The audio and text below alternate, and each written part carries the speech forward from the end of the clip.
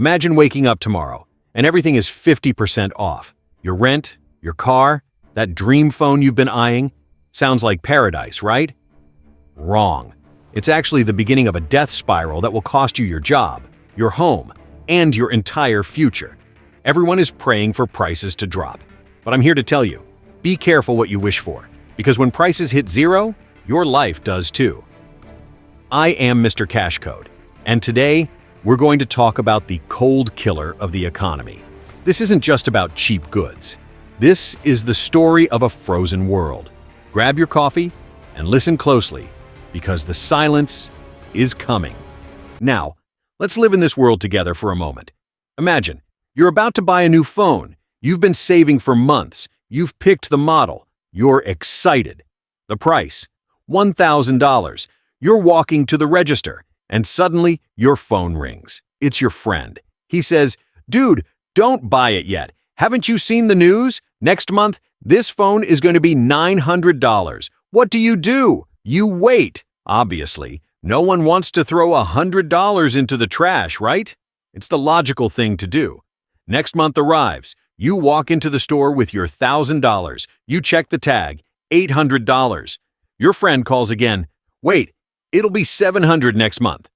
And here is where the psychological trap begins. You start to think, if it's going to be cheaper tomorrow, why on earth should I buy it today? And it's not just you. Millions of people are doing the exact same thing. The person buying a car, they wait. The person buying a house, they wait. Even the person buying a new pair of shoes says, it'll be cheaper next week, and they keep their money in their pocket. But now, let's look at the other side of the coin. What happens to the worker at that phone factory? The phones aren't selling. The warehouses are full, but the register is empty. The owner is panicking. How do I pay for electricity, the raw materials, and most importantly, how do I pay the wages? No sales means no income. If there is no income, that factory cuts pay first, then it fires workers, and finally, it closes its doors forever. That phone eventually drops to $500, but you don't have a job anymore. You might have that $1,000, but it's your last $1,000, and no more is coming. That is deflation. As prices fall, your income, your hope, and your future, they all melt away together.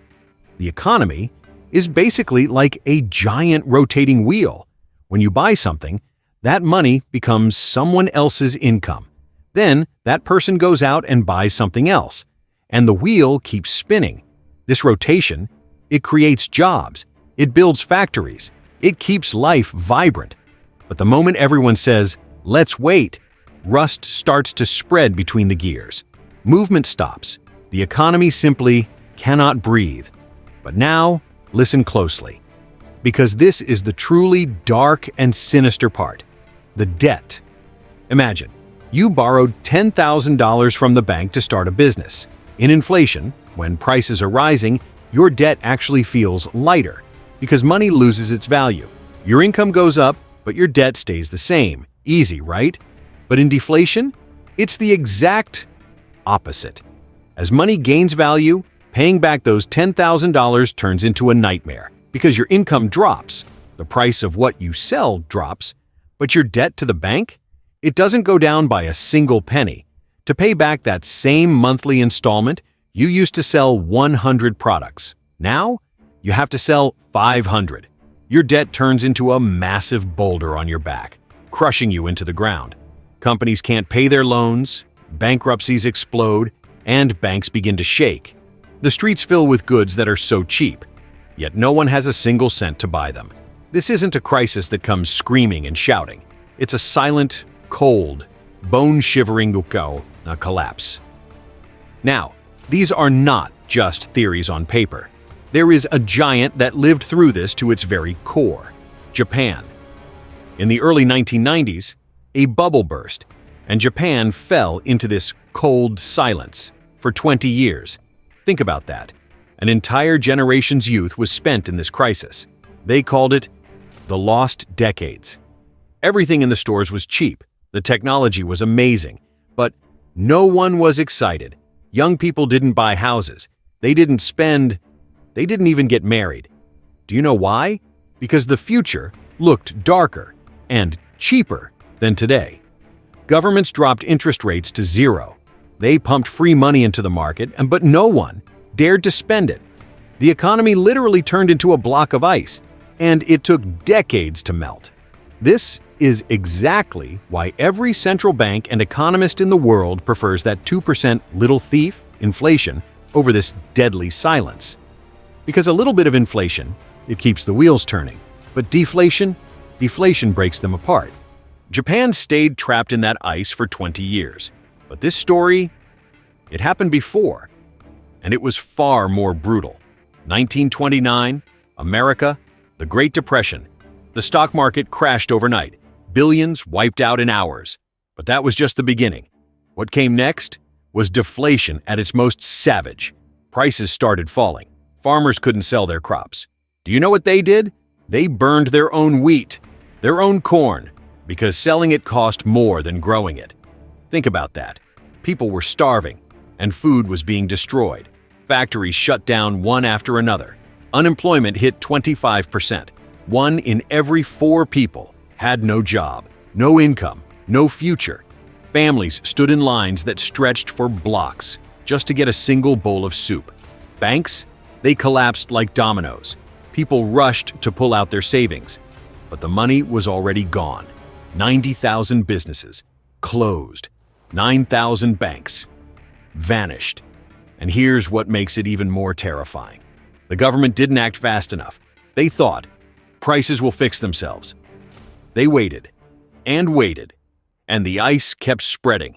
It took a world war to finally melt that ice and restart the economy. That's how deep deflation can cut. Not months, not years. It took a global catastrophe to break free. So now you've seen both sides, the burning heat of inflation and the freezing silence of deflation. Two monsters, two extremes. But here's where it gets personal. Inflation. It might be hurting you right now, I know. Watching your money melt away, seeing a different price tag at the grocery store every single week. It's exhausting. But remember, if inflation is fire, then deflation is ice. Fire burns. But ice?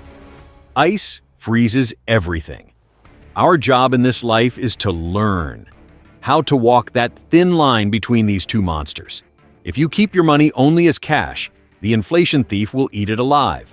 But if you become too afraid to spend and you stop everything, deflation will destroy your entire world. So, now I have to ask you, which one are you more afraid of? Is it your money buying a little less every day? Or is it everything being dirt cheap, but you not having a job or an income to buy any of it? Share it with me in the comments. Let's talk. What's your story? In the next video, we're going to talk about the only real way to escape both of these monsters.